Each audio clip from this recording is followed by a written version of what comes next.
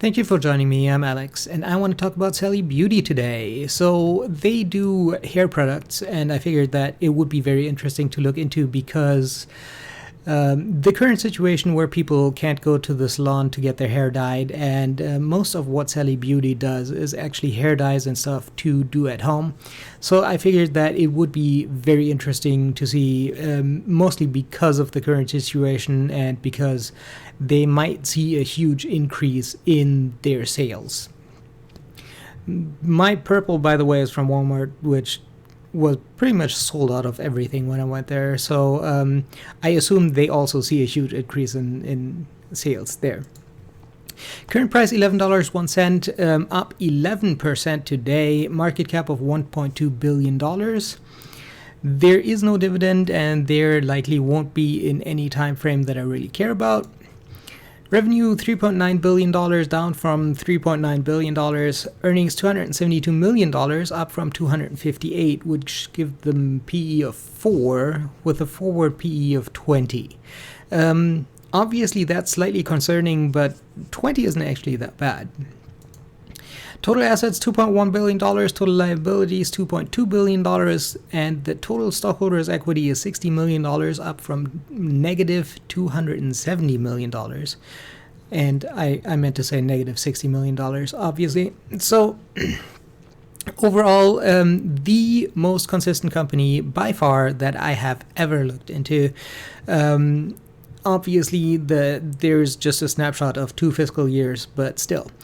So overall, I would say that I would expect the sales to grow huge this year, but obviously that's more of a temporary bump than a continuing increase. But with a PE of 4 in the last fiscal year, that is quite significant. The forward PE of 20 doesn't concern me all that much. Because 20 is kind of the cutoff between what you would consider a value stock, and 20 is reasonable for a company that doesn't have a huge growth. Now, with a PE of 20, I would like to see a dividend, but it doesn't really affect anything in the long run either way.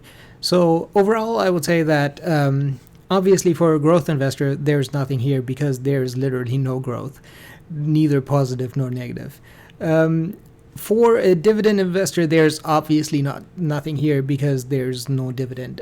For a value investor, I think that we have a very solid company here. And if they can get back to a PE of 4, or if they can keep the PE of 4, that would be very interesting. In the trailing 12 months, they have $200 million in earnings, which would give them a PE of about 6. So they're definitely on a good track, and a PE of 6 obviously would be amazing.